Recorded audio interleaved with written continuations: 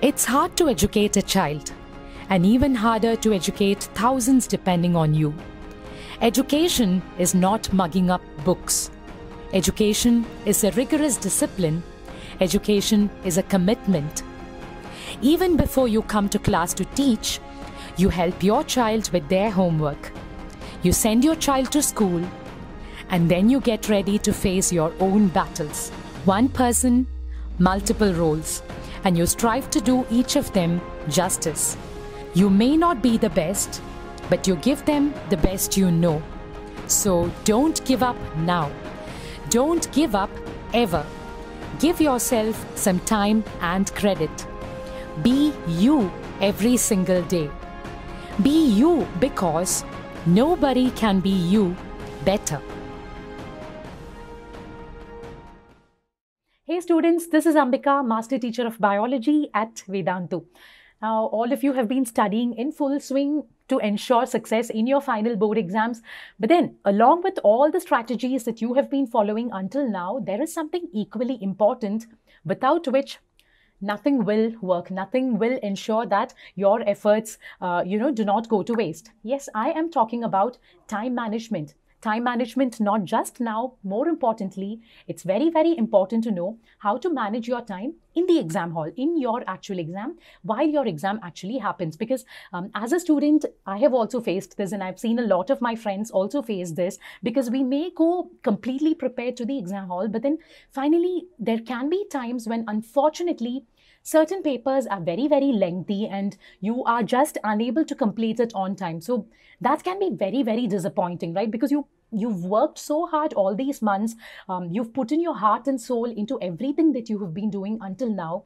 And in spite of knowing all the answers, if you cannot manage your time while you're writing the exam, what good is it, right? So there are a few things, fortunately, that you can take care of to ensure that this will be taken care of. Okay, so what are they? I have divided this into two parts. A few things that you can take care of right now before your exams, which means in your last few days of preparation, what you can do to mentally prepare yourself to ensure your time is managed well during exams. Okay, that is part one. And part two, what do you do to manage your time while the exam is actually happening? Okay, so let's look at part one now, what you can do in these few days before your exam to ensure you're able to manage your time well. First of all, most certainly know the format of your exam. Know the pattern of your question paper. Okay, so whatever it is, you have gone through a lot of pre-board examinations. At least 2 pre-board examinations have been done in all your schools until now. In addition to that, practice of past year's papers and sample papers according to the latest pattern will also ensure that you are completely familiar with the exam pattern, the exam format. Of course, every subject, every board and every paper may have a format of its own. So ensure that you know this completely well and what the duration of each paper is going to be. Okay, now coming to step number 2, once you have familiarized yourself with the pattern of the paper, the exam format, what do? You must decide on the order. Decide the order in which you will be attempting the paper beforehand. Now, this is extremely important because, again, I'm talking about this from personal experience. When I was in class 10, I had a very, very good math teacher who gave us enough practice with a lot of past year's papers, okay, past years and a few sample papers also. So before we started off with the practice of past papers, she actually told us what would the ideal time division be and what would the ideal, budgeting of time be when we would write the math exam. So for example, when I was in class 10 CBSE, we had 3 sections, section A, B and C for the math paper. Section A was for 1 mark each. Section B was for 3 mark each and section C for 5 mark each. So our teacher told us, she advised us to start off with section C because that's definitely what's going to be fetching us most marks, right? So she said section C first and ensure that you finish that within the first 1 hour 20 minutes. And once you're done with that, go on to section A because it's going to contain a lot of 1 mark questions. And finally, section B.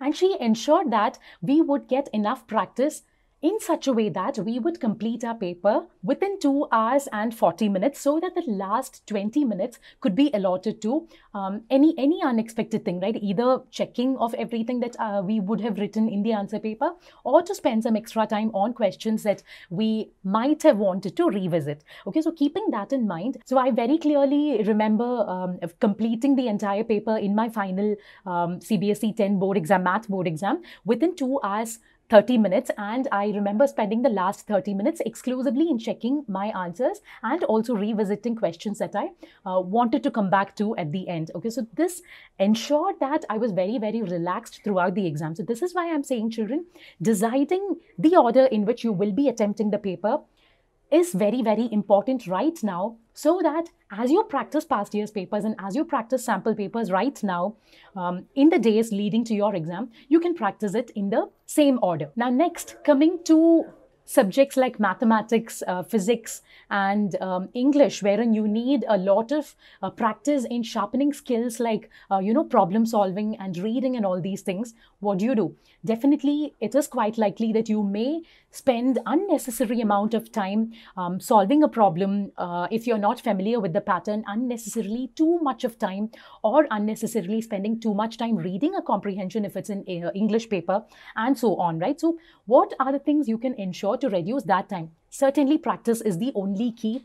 Practice is the only thing that will ensure that your time is reduced. So as far as numericals are concerned, make sure you have enough practice with every type of question that you will be facing in any possible numerical subject you may have.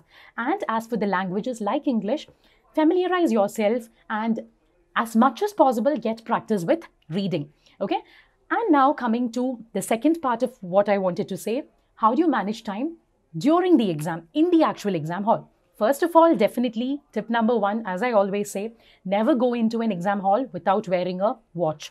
Okay, so I remember as a student, there was one time when my watch just stopped running midway through the exam, and then I got so panicked, but then fortunately I finished it on time. But then from that day on, I've been so obsessed by this problem that I even remembered and made it a point to carry an extra watch whenever I went into an actual major exam. Okay, so whatever you want, nothing is overdone when it comes to your actual final exams, right? So whether you want to carry one or two, completely up to you, but whatever it is, never go into an exam hall without wearing a watch. Now, secondly, this is something very, very important. Know how to budget your time. Know how to divide your time. Now, I told you earlier that this is something that you must certainly practice beforehand. But how do you know how to budget this time? Now, this is a formula that I'm going to give you for that. Say, for instance, your exam is going to be for 180 minutes of duration. Okay, so for 3 hours, which is 180 minutes, you're going to be appearing for a paper that will fetch you a total of 100 marks. So how do you divide the time? Now, as I told you earlier, in the case of, in my case, like for instance, my math exam, we always made it a point to keep aside 15-20 minutes as an extra time to come back just in case any difficult question popped up, or we wanted to revisit any question at that point of time, right? So if you're appearing for a 180 minutes duration paper, calculate it as 160 minutes. Okay, you are expected to finish writing the entire paper within 160 minutes, keeping aside the 20 minutes for whatever you want to use it for.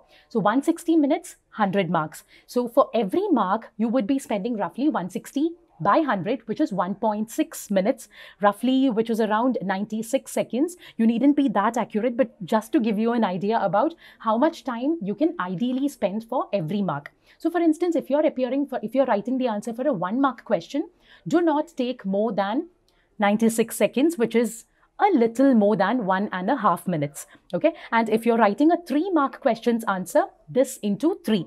Okay. So make sure you budget your time according to this so that you can allot time accordingly and ensure you do not spend too much or too less of time as much as your paper is concerned. Thirdly, make the most of the reading time. Now, I know CBSE and ICSE do make it a point to give you 15 minutes of extra reading time before your actual writing time starts. For instance, if your exam starts at 9 o'clock and if it's ending at 11 a.m., the paper is distributed at 8:45. 8:45 a.m. to 9 a.m. will be your reading time, during which you are expected to write nothing. You are expected to just read through the questions word by word and be familiar with it. until the clock strikes 9, you shouldn't be starting to write the answers. So do not consider this as a waste of time. This is actually a very, very useful thing. I remember it was when I was in school that this system was introduced in CBSE, and it was a huge change. It was actually very, very useful because that is the time when you can decide which questions to attempt, especially in the optional sections. Okay, so for instance, if you have to attempt 4 out of 6 questions in one particular section, use the reading time to read through every question that's there. See what is the question which will most certainly fetch you maximum marks depending on what you know, what you are most familiar with. Pick your questions according to that. Now, coming to the next point, if at all you get stuck in one particular question, this can quite naturally happen, right? How much ever you study, how much ever you familiarize yourself with the question types, there can be times when you feel completely blank. What do? You shouldn't be unnecessarily wasting your time thinking about the answer to that. The moment you look at a question and realize that you do not know the answer to that, just put a mark on the question number and leave enough space for it in your answer sheet so that you can come back to it later when you're done with everything else that you actually know. Okay, this will go a long way in saving you a lot of time. The next step is in terms of getting extra answer scripts, extra answer sheets. So there can be times when we are running short of time. You are like around 10 minutes away from the ending of the exam time, and you feel that you may need an extra sheet. So just in case you have a feeling that you may need an extra answer script, ensure that you get this before you actually write on the last line of the sheet you currently have. This will again go a long way in saving time, because this may sound like a very simple thing, but it goes a long way, whether it's seconds, minutes, or whatever it is. When it comes to the last half an hour, I'm sure all of us will be on fire. We just want to finish off writing somehow. So ensure you have it before you finish, you are done with the current scripts that you're writing. And finally, of course, something that may sound very childish but goes a long way in saving you time, have enough stationery. Now, again, as I said, like I used to carry 2 watches to my exam hall, I used to also be the kind of student who would carry a lot of pens, a couple of erasers, a sharpener, and like 4 or 5 pencils, all sharpened pencils, a ruler and everything, so that just in case one pen doesn't work or one pencil gets its lead broken or something like that, I do not have to spend that extra time sharpening it or searching for another pen. So make sure you have enough of these things so that when you take care of all such very, very tiny things, you have enough time in your exam to focus on only writing the answers. One more additional hack that I want to tell you, children, before I end this session is, just in case there is one more question or a few more questions remaining for you to answer, but when you look at the time, you feel that you may not have enough time to complete those answers, but you, at the back of your mind, the answers are running in your head. You know the answer to those. What do? The idea is not to panic. The idea should be to complete whatever you are writing right now and then put the question numbers correctly. Make it a point to at least write the crisp bullet points correctly if you don't have the time to write an entire paragraph, or at least in the form of a flow chart. Because I remember doing this myself during my BSc exams. There was a 10-mark question which I felt I wouldn't be able to complete, because 10 mark in a BSc exam normally takes like half an hour to write the answer for, at least 20 minutes to write the answer for, because it's going to be a very elaborate answer. So I just had like 10 minutes left before the exam was to be completed, and I made it a point to draw out a flowchart. I was like, okay, whatever happens, I'm just going to draw the flowchart which will entirely describe my answer, but I'm not going to waste time writing the sentences. But then fortunately, somehow the examiner probably understood that I knew the answer to that, and I scored almost full marks for that question. So definitely make use of such a hack and do not leave it unattempted. So that's about it from my side, children. If there's anything more you would like to add to this, any hack that you know from your experience has worked for you in managing time during your pre-board exam, do feel free to share it in the comment section below so that others can also benefit from it. Until we meet again, this is Ambika signing off. Bye-bye.